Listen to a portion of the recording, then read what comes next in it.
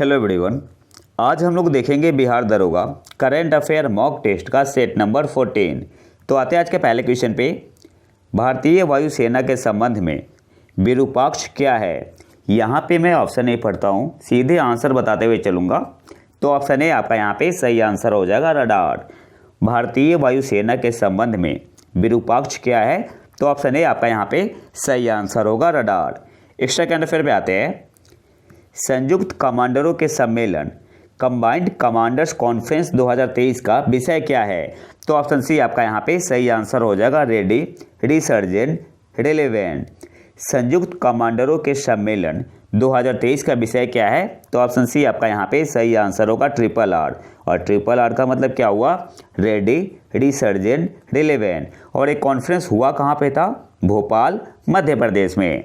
अगले क्वेश्चन पे आते हैं। किस भारतीय मूल के लेखक के उपन्यास वेस्टर्न लेन को बुकर पुरस्कार 2023 के लिए शॉर्ट लिस्टेड किया गया है। अभी शॉर्ट लिस्ट हुआ है, 26 नवंबर को पुरस्कार की घोषणा होगी।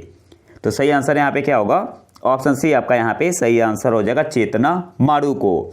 किस भारतीय मूल के लेखक के उपन्यास वेस्टर्न लेन को बुकर पुरस्कार 2023 के लिए शॉर्ट लिस्टेड किया गया है, तो ऑप्शन सी आपका यहाँ पे सही आंसर हो जाएगा, चेतना मारू। अब इसे थोड़ा डिटेल में देख लेते हैं। बुकर पुरस्कार क्या है, यह ब्रिटेन में अंग्रेजी में प्रकाशित उपन्यासों के उत्कृष्ट कार्यों को मान्यता देने वाला एक प्रतिष्ठित पुरस्कार है। और इससे पहले किससे मिला था, पिछले साल मिला था श्रीलंकाई लेखक सेहान करुणातिलका को। किस बुक के लिए, the 7 moons of Maali Almeida. तो ये पॉइंट आपको याद रखना है। अगले क्वेश्चन पे आते हैं। वह पहली विदेशी कंपनी कौन सी है जिसने भारत की रक्षा परियोजनाओं में 100% एफडीआई प्राप्त किया है, तो ऑप्शन बी आपका यहाँ पे सही आंसर हो जाएगा, सैब, SAAB। वह पहली विदेशी कंपनी कौन सी है जिसने भारत की रक्षा परियोजनाओं में 100% एफडीआई प्राप्त किया है, तो ऑप्शन बी आपका यहाँ पे सही आंसर हो जाएगा, सैब। किस देश की कंपनी है, स्वीडन की कंपनी है, रॉकेट बनाती है, स्वीडन की कंपनी है। वैसे इंडिया 74% एफडीआई अलाउ करती है डिफेंस सेक्टर में, और 2015 में रूल्स को काफ़ी रिलैक्स किया गया था। और सैब पहली कंपनी बनी है जिसने भारत की रक्षा परियोजनाओं में 100% एफडीआई प्राप्त किया है। किस देश की कंपनी है, स्वीडन की कंपनी है। एक्स्ट्रा करंट अफेयर पे आते हैं। किस एशियाई देश को 4 साल की अवधि के लिए संयुक्त राष्ट्र सांख्यिकी आयोग के लिए चुना गया है, तो ऑप्शन सी आपका यहाँ पे सही आंसर हो जाएगा, भारत। अगले क्वेश्चन पे आते हैं। वन्यजीव संरक्षण में आमतौर पर उपयोग की जाने वाली बोमा तकनीक क्या है, तो ऑप्शन ए आपका यहाँ पे सही आंसर होगा, जंगली जानवरों को पकड़ने और स्थानांतरित करने की एक विधि है, मेथड है। वन्यजीव संरक्षण में आमतौर पर उपयोग की जाने वाली बोमा तकनीक क्या है, तो ऑप्शन ए आपका यहाँ पे सही आंसर होगा, जंगली जानवरों को पकड़ने और स्थानांतरित करने की एक विधि है। ऑप्शन ए आपका यहाँ पे सही आंसर होगा। अगले क्वेश्चन पे आते हैं। विश्व डाक दिवस, वर्ल्ड पोस्ट डे प्रत्येक वर्ष किस दिन मनाया जाता है, तो सही आंसर यहाँ पे क्या होगा, ऑप्शन डी आपका यहाँ पे सही आंसर हो जाएगा, 9 अक्टूबर को। विश्व डाक दिवस प्रत्येक वर्ष किस दिन मनाया जाता है, तो ऑप्शन डी आपका यहाँ पे सही आंसर होगा, 9 अक्टूबर को। और 2023 की इसकी थीम क्या है, together for trust, collaborating for a safe and connected future. तो थीम भी आपको याद रखना है। एक्स्ट्रा करंट अफेयर पे आते हैं। स्टैंड अप इंडिया योजना को किस वर्ष तक के लिए बढ़ा दिया गया है, तो ऑप्शन डी आपका यहाँ पे सही आंसर हो जाएगा, 2025 तक के लिए।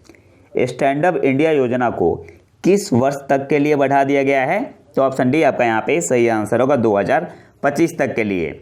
और स्टैंड अप इंडिया स्कीम को लॉन्च कब किया गया था, 5 अप्रैल 2016 को। अगले क्वेश्चन पे आते हैं। भारत में चुनावी बॉन्ड योजना किस वर्ष शुरू की गई थी, सही आंसर क्या होगा, ऑप्शन बी आपका यहाँ पे सही आंसर हो जाएगा, 2018 में। भारत में चुनावी बॉन्ड योजना किस वर्ष शुरू की गई थी, तो ऑप्शन बी आपका यहाँ पे सही आंसर हो जाएगा, 2018 में। और 2017 में इंट्रोड्यूस किया गया था और इम्प्लीमेंट कब हुआ था, 2018 में। एक्स्ट्रा करंट अफेयर पे आते हैं। किस संस्थान के सहयोग से हिंदुस्तान पेट्रोलियम कॉरपोरेशन द्वारा विकसित इथेनॉल ईंधन द्वारा संचालित खाना पकाने के चूल्हे को जल्द ही परीक्षण लॉन्च किए जाने की उम्मीद है।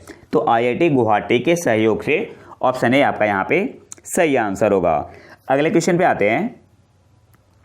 हाल ही में लॉन्च किया गया संशोधक जहाज है समुद्री जहाज़ों के किस वर्ग से संबंधित है? तो ऑप्शन सी आपका यहाँ पे सही आंसर होगा, सर्वेक्षण जहाज। हाल ही में लॉन्च किया गया संशोधक जहाज समुद्री जहाज़ों के किस वर्ग से संबंधित है? तो ऑप्शन सी आपका यहाँ पे सही आंसर हो जाएगा, सर्वेक्षण जहाज। चलो आपको कमेंट बॉक्स में बताना है P75I क्या है, P17A क्या है, P15B क्या है। पिछले वीडियो में मैंने बताया हुआ है। एक्स्ट्रा करंट अफेयर पे आते हैं। अफ्रीकी लेखन के लिए केन पुरस्कार के पहले विजेता कौन है? तो ऑप्शन बी आपका यहाँ पे सही आंसर हो जाएगा, लीला अबुलेला। अफ्रीकी लेखन के लिए केन पुरस्कार के पहले विजेता कौन है? तो ऑप्शन बी आपका यहाँ पे सही आंसर होगा, लीला अबुलेला। अगले क्वेश्चन पे आते हैं। कृत्रिम बुद्धिमत्ता के उस रूप का क्या नाम है जो पिछले डेटा का उपयोग करके कार्रवाई कर सकता है? तो क्या बोलते हैं? Generative AI। AI का मतलब क्या हुआ? Artificial intelligence. ऑप्शन ए आपका यहाँ पे सही आंसर होगा।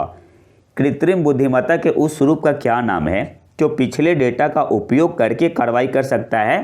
तो ऑप्शन ए आपका यहाँ पे सही आंसर हो जाएगा, जनरेटिव AI। अगले क्वेश्चन पे आते हैं। एक्स्ट्रा करंट अफेयर है। महाराष्ट्र में अहमदनगर शहर का नाम बदलकर क्या रखा जाएगा? तो ऑप्शन ए आपका यहाँ पे सही आंसर होगा, अहिल्यानगर। इसके अलावा औरंगाबाद और उस्मानाबाद का नाम बदलकर क्या रखा जाएगा? उस्मानाबाद का नाम बदलकर क्या रखा जाएगा? तो औरंगाबाद का नाम रखा जाएगा संभाजी नगर और उस्मानाबाद का नाम क्या रखा जाएगा? धाराशिव। तो ये भी पॉइंट आपको याद रखना है। अगले क्वेश्चन पे आते हैं। मिस अर्थ इंडिया 2023 का खिताब किसने जीता? सही आंसर क्या होगा? ऑप्शन बी आपका यहाँ पे सही आंसर हो जाएगा, Priyansh San. Miss Earth India 2023 का खिताब किसने जीता? तो ऑप्शन बी आपका यहाँ पे सही आंसर हो जाएगा, प्रियांश सैन। इसके अलावा एक और पॉइंट आपको याद रखना है। 71वां miss world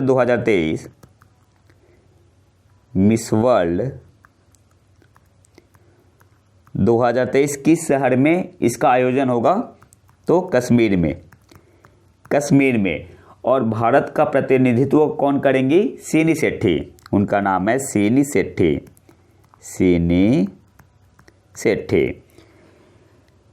extra current affair पे आते हैं। कौन सा शहर क्वाड समिट 2023 का मेजबान है? तो ऑप्शन ए आपका यहाँ पे सही आंसर हो जाएगा, सिडनी। कौन सा शहर क्वाड समिट 2023 का मेजबान है? तो ऑप्शन ए आपका यहाँ पे सही आंसर हो जाएगा, सिडनी।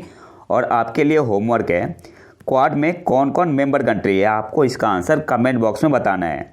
क्वाड में मेंबर कंट्री कौन है? जो मेंबर कंट्री है कौन है, इसका आंसर आपको कमेंट बॉक्स में बताना है। अगले क्वेश्चन पे आते हैं।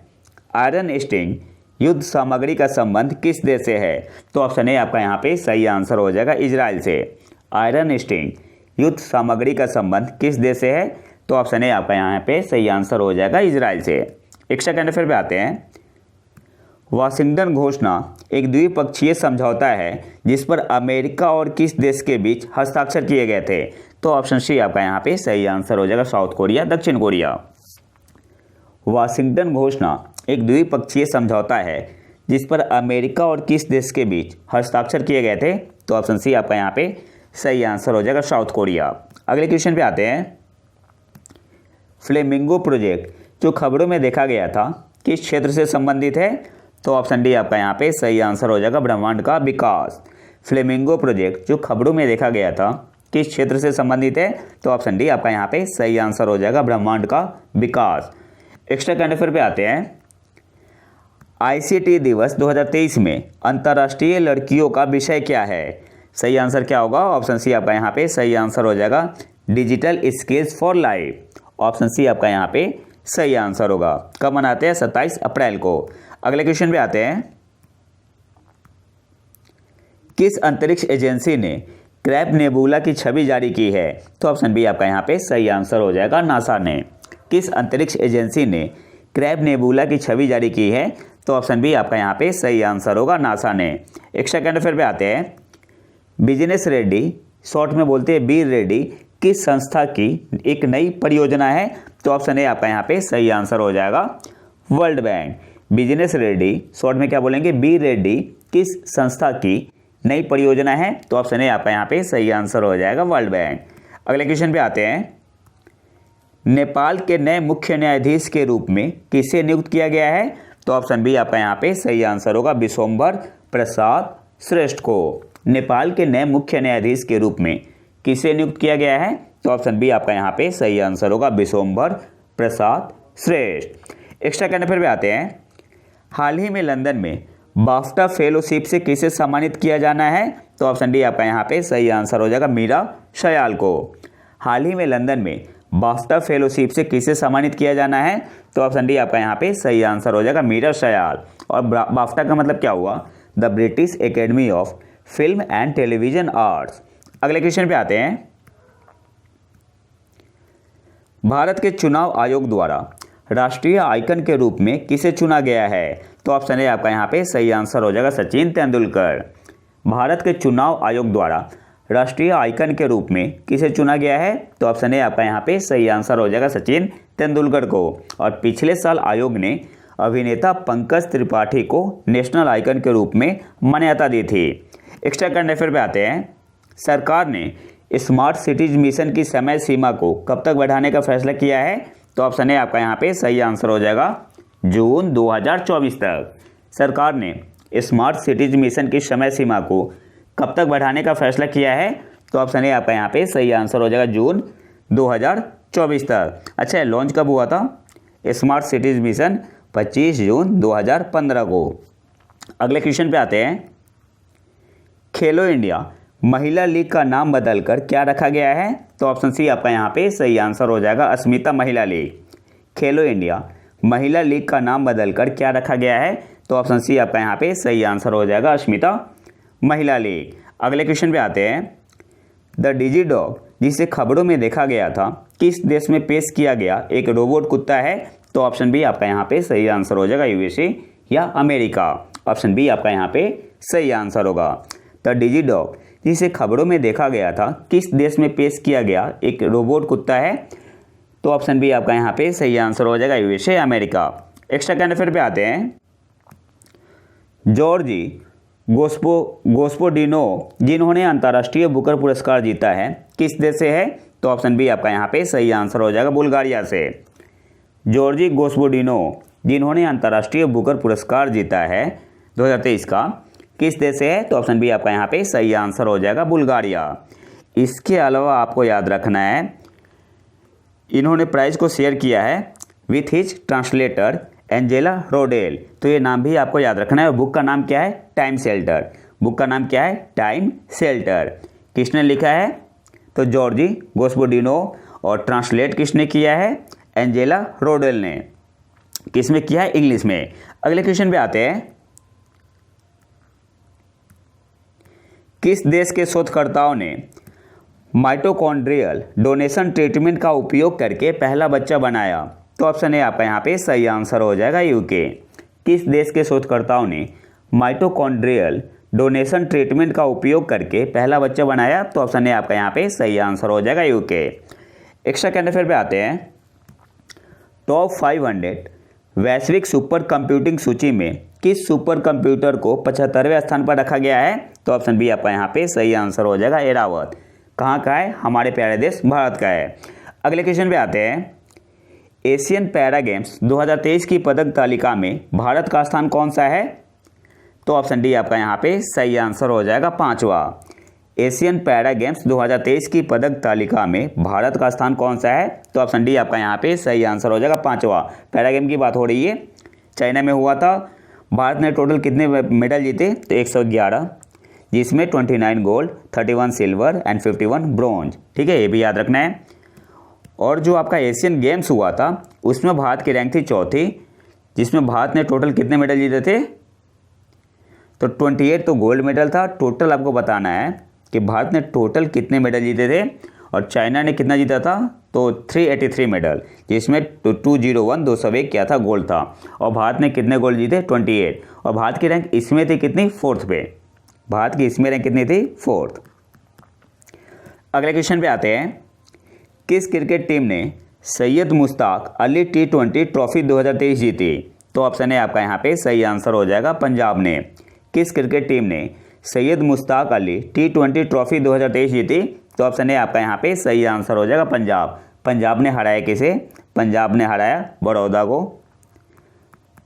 पंजाब ने बड़ौदा को हराया। अच्छा, कौन से स्टेडियम में हुआ था?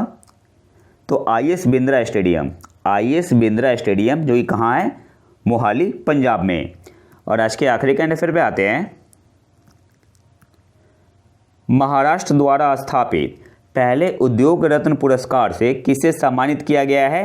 तो ऑप्शन सी आपका यहाँ पे सही आंसर हो जाएगा रतन टाटा जी को। महाराष्ट्र द्वारा स्थापित पहले उद्योग रत्न पुरस्कार से किसे सम्मानित किया गया है? तो ऑप्शन सी आपका यहाँ पे सही आंसर हो जाएगा रतन टाटा जी को। तो ये तो था हमारा आज का लेक्चर। अगर आपको PDF चाहिए तो आप हमारे टेलीग्राम चैनल प्रतीक IQ को ज्वाइन कर सकते हैं। और अगर वीडियो पसंद आए तो लाइक करें और चैनल को सब्सक्राइब जरूर कर लें। मिलते हैं नए वीडियो में नए टॉपिक के साथ। तब तक के लिए नमस्कार, जय हिंद।